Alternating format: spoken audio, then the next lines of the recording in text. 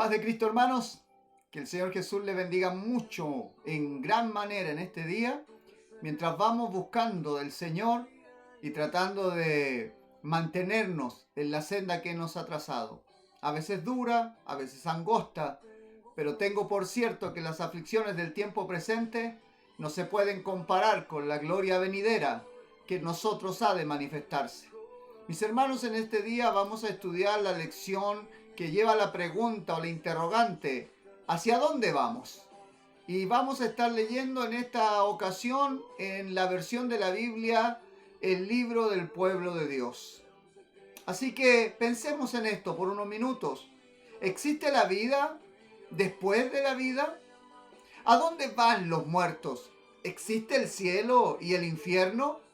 ¿Qué son el Hades? ¿Qué significa el seno de Abraham? ¿Qué es el paraíso?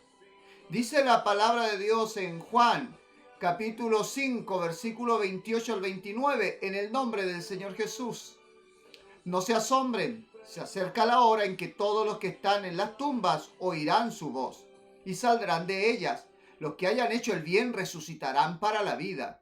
Los que hayan hecho el mal resucitarán para el juicio. Hay una realidad que no podemos ignorar ni evitar, la que un día todos vamos a morir. La Biblia dice que somos como la flor de la hierba que sale en la mañana y en la tarde ya no existe. Somos simplemente pasajeros en esta tierra. Primera de Pedro 1:24 dice: porque toda carne es como hierba y toda su gloria como flor del campo. La hierba se seca y su flor se marchita. Nuestra vida aquí es realmente breve, pero existe otra realidad. Aunque la mayoría de las personas la desconocen o quieren ignorarla, muchos creen que al morir todo termina, así que comamos, vivamos, total, mañana moriremos, de aquí no pasa nada, todo aquí se termina. Pero lo contrario es la verdad. En en el momento en que partimos de esta tierra o se termina nuestra vida en esta tierra, es en ese momento en que empieza la verdadera vida. Andamos a veces tan afanados, tan ocupados, tan en búsqueda de eso que no nos satisface, se nos pasa la vida. Por ahí dice la Biblia: acuérdate de tu Creador en los días de tu juventud, antes que pasen los años, antes que vengan los días malos y vas a decir: no he tenido en ellos contentamiento. Mis hermanos, nosotros debemos recordar que en realidad estamos de paso y hay una vida después de esta vida. Tan ocupados que nos olvidamos que hay una vida después de esta, una vida eterna. Se nos olvida que todo lo que hacemos aquí afectará nuestra eternidad. Y es por eso que hacemos este tipo de lecciones. No queremos ni entrar en cosas oscuras ni amedrentar a nadie. Tenemos que sacar a luz la verdad, porque usted y yo, en forma consciente y madura, haciendo uso de nuestro libre albedrío, debemos tomar decisiones. Y una de las preguntas que debemos nosotros hacernos y tomar decisiones para contestarla es: ¿dónde pasaré yo la eternidad? ¿Dónde estaré después que respire por última vez en esta tierra? ¿A dónde van los muertos? La Biblia nos enseña a dónde van las personas que fallecen. Eclesiastés 3:20 tiene un texto que es un poquito triste. Dice Eclesiastés 3:20: todos van hacia el mismo lugar, todo viene del polvo y todo retorna al polvo. Pero la escritura aquí no está diciendo que todo es lo que va al polvo. Aquí la escritura lo que está refiriéndose es al cuerpo, a este envase. El cuerpo es la parte material de nuestro ser, es donde habita nuestra alma. Aparte del cuerpo, los seres humanos tenemos alma y también tenemos espíritu. ¿De dónde saqué esa idea? Primera epístola del apóstol Pablo a los Tesalonicenses, capítulo 5, versículo 23, dice: que el Dios de la paz los santifique plenamente, para que ustedes se conserven irreprochables en todo su ser, espíritu, alma y cuerpo, hasta la venida de nuestro Señor Jesucristo. Eclesiastés 12:7 dice de la siguiente manera: antes que el polvo vuelva a la tierra, como lo que es, y el aliento o espíritu vuelva a Dios porque es quien lo dio. El cuerpo va al polvo, el cuerpo vuelve al lugar de donde salió, de donde fue tomado. Dios hizo al hombre del polvo de la tierra, este envase era barro hasta que Dios le dio vida. Vuelve al polvo de donde fue tomado. El espíritu o el aliento de vida va a Dios. El espíritu es el soplo de vida que Dios puso en nosotros en el momento en que nosotros fuimos concebidos. El aliento de vida proviene de Dios y por ende vuelve a Dios. El alma va a donde le corresponde, según usted y yo hayamos decidido pasar la eternidad. Sí, usted y yo tomamos la decisión de dónde pasaremos la eternidad. De acuerdo con la palabra de Dios, solo hay dos lugares a donde van las almas de las personas que mueren. Juan 5:29 dice, y saldrán de ellas los que hayan hecho el bien, resucitarán para la vida, los que hayan hecho el mal, resucitarán para el juicio. Jesús dice allí que hay dos resurrecciones o dos destinos para las almas humanas, vida o condenación. No existen ni tres destinos, ni estados intermedios, ni cuatro tipos de vida eterna. No existe el purgatorio, ni el limbo. Eso no está en la Biblia. O sale para vida o sale para condenación. Ahora bien, hay palabras escatológicas o estas cosas de ultratumba que la Biblia menciona. Son algunas de ellas como el Hades y el seno de Abraham. Esto está muy bien contado en una historia que el Señor refirió por allá en Lucas. Jesús contó una historia sobre lo que sucede después de la muerte. Nos habló sobre un hombre rico y un hombre muy pobre llamado Lázaro. El Señor Jesucristo explica cómo son las cosas después de la muerte. Mientras que el rico vive de fiesta en fiesta, Lázaro, como mendigo a las puertas de este mismo hombre rico, se alimenta de las sobras, de los desperdicios de la casa de este hombre rico. Qué tremendo contraste hay en la vida de estos dos hombres. Sin embargo, un día ambos mueren. Primera cosa justa que encontramos aquí. La muerte no hace diferencia entre ricos y pobres. A todos nos llega la hora. El hombre rico muere y va al Hades, que es un lugar de tormento. Lázaro muere y es llevado por los ángeles de Dios al seno de Abraham, un sitio de reposo. Es donde iban las almas de los justos antes de la resurrección de nuestro Señor Jesucristo. La palabra griega Hades se refiere a la región de las almas perdidas que aguardan el juicio de Dios y equivale a la misma palabra del Antiguo Testamento, Seol. Lucas 16:24 dice de la siguiente manera: entonces clamó, Padre Abraham, ten piedad de mí y envía a Lázaro para que moje la punta de su dedo en el agua y refresque mi lengua, porque estas llamas me atormentan. El rico está en el Hades, no en el seno de Abraham, y está atormentado. Hay gran sufrimiento en el Hades, en contraste con el seno de Abraham, un lugar de consuelo, descanso y felicidad.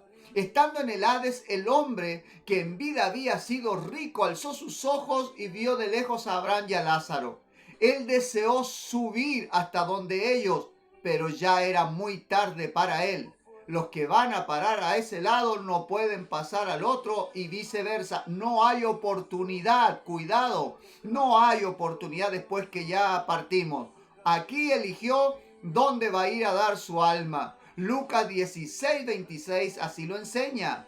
Además, entre ustedes y nosotros se abre un gran abismo, de manera que los que quieren pasar de aquí hasta allí no pueden hacerlo, y tampoco pueden pasar de allí hasta aquí.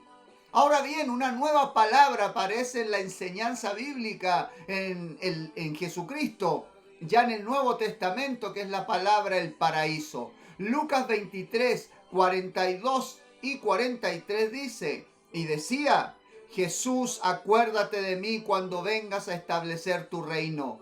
Él le respondió, yo te aseguro que hoy estarás conmigo en el paraíso.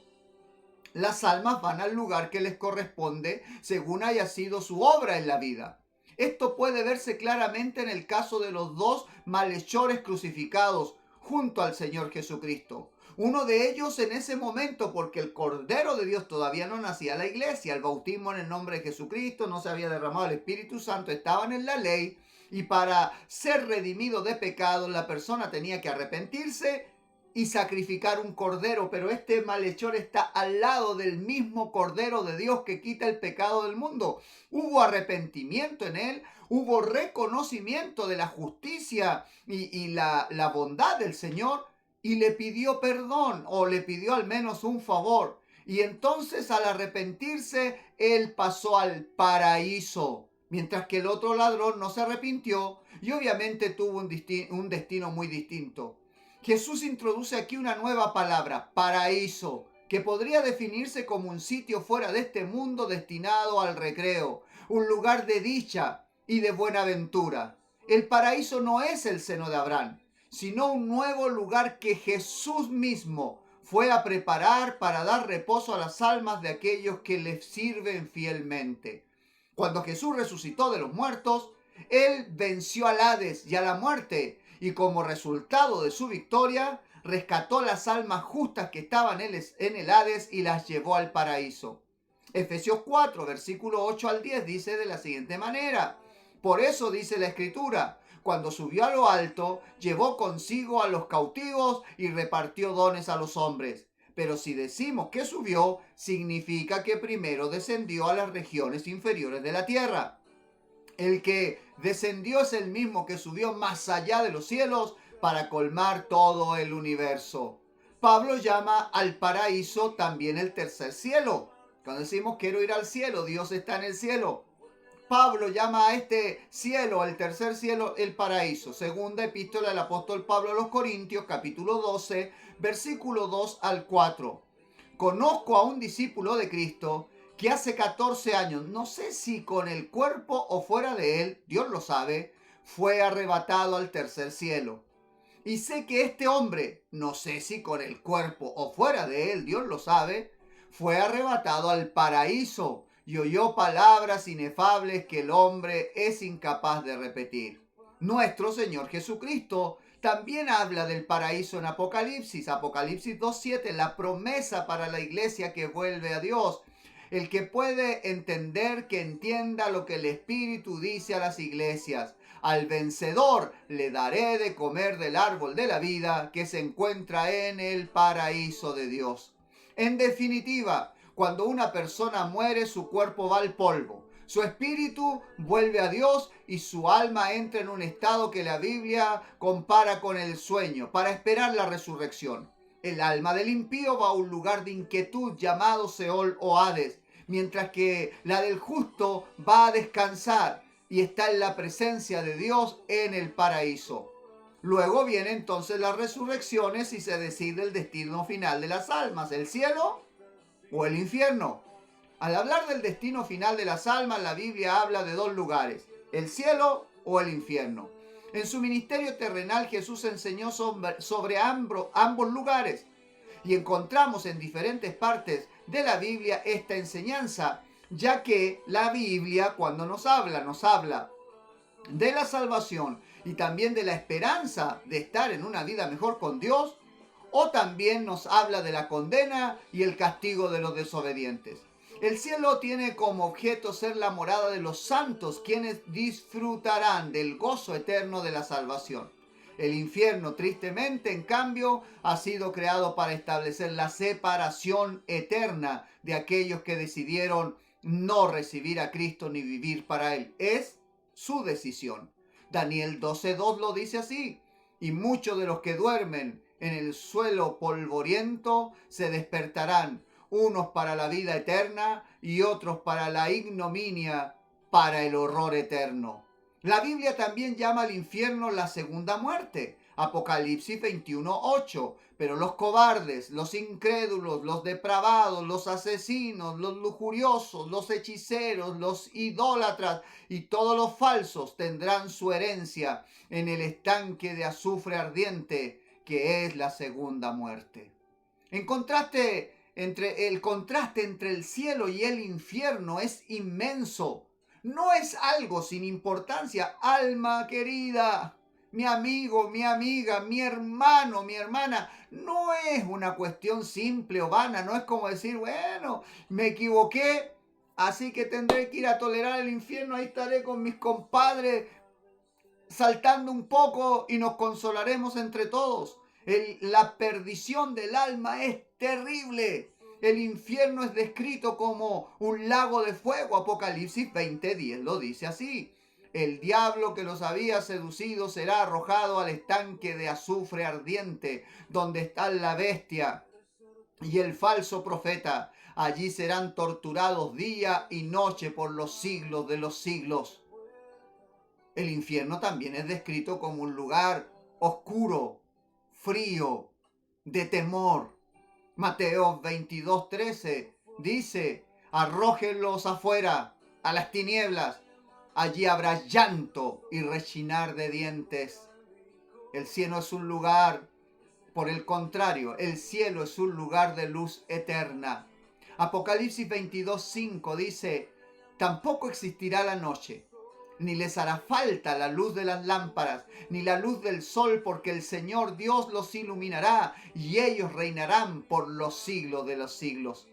El cielo es descrito como un lugar de belleza y paz. Apocalipsis 22:1 y 2. Después el ángel me mostró un río de agua de vida, claro como el cristal, que brotaba del trono de Dios y del Cordero. En medio de la plaza de la ciudad, a ambos lados del río había árboles de vida que fructificaban 12 veces al año, una vez por mes, y sus hojas servían para curar a los pueblos. Ahora bien, para decidir dónde va cada uno, se tendrá que presentar ante el juicio final o el juicio del trono blanco. Apocalipsis 20:11 al 15 dice, después vi un gran trono blanco y al que estaba sentado en él. Ante su presencia el cielo y la tierra desaparecieron sin dejar rastro. Y vi a los que habían muerto, grandes y pequeños, de pie delante del trono. Fueron abiertos los libros, y también fue abierto el libro de la vida. Y los que habían muerto fueron juzgados de acuerdo con el contenido de los libros, cada uno según sus obras. El mar devolvió a los muertos que guardaba. La muerte y el abismo hicieron lo mismo, y cada uno fue juzgado según sus obras. Entonces la muerte y el abismo fueron juzgados según... entonces la muerte y el abismo fueron arrojados al estanque de fuego, que es la segunda muerte. Y los que no estaban inscritos en el libro de la vida fueron arrojados al estanque de fuego. Todos aquellos cuyo nombre no se haya inscrito en el libro de la vida serán echados al lago de fuego. Y allí serán separados eternamente de Dios. Dios destruirá el universo presente y creará un cielo nuevo y una tierra nueva. Y los santos viviremos para siempre con Dios en la nueva Jerusalén. ¿Qué destino más terrible puede decidir una persona simplemente por tener sus ojos vendados y no entender que se está jugando su destino eterno cuando le dice no al Señor aquí?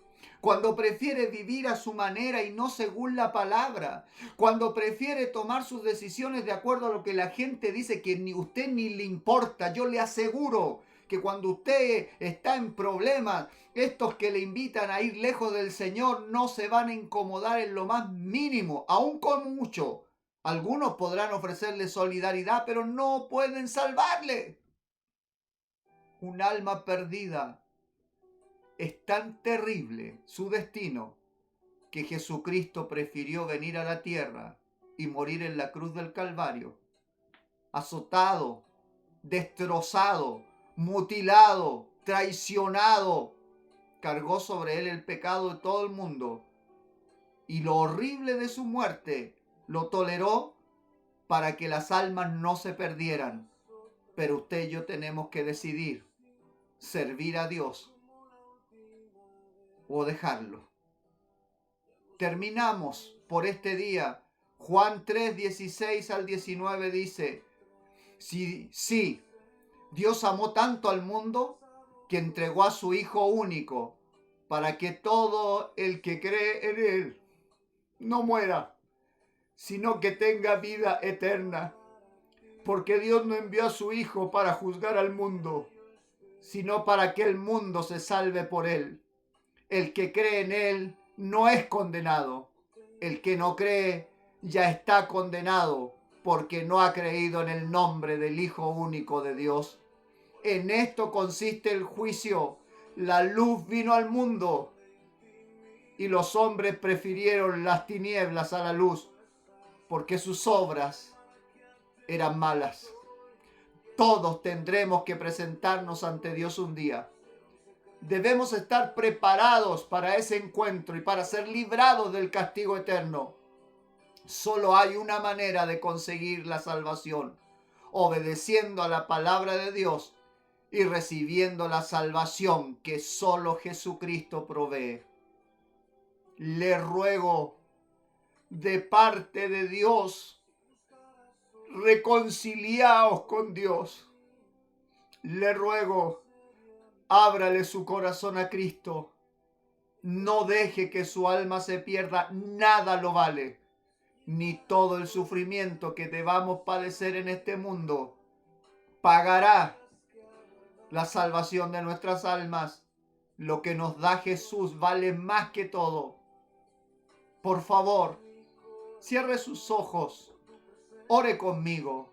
Señor Jesús, venga a mi vida, perdone mis pecados, sálveme, que su Espíritu Santo venga y me enseñe el camino, la verdad, la vida. Enséñeme a obedecer su palabra. Necesito salvación para mi alma. Necesito de su ayuda. Por favor, por los méritos únicos suyos, por el sacrificio de la cruz del Calvario, por su amor y misericordia, venga a mi vida, sálveme. Se lo ruego en el nombre del Señor Jesús. Amén. Amén. No importa cuánto deba sufrir o cuánta prueba tenga en esta vida, esto se acaba. Pero lo que Dios nos regala en la eternidad es para siempre. Tome la vida eterna.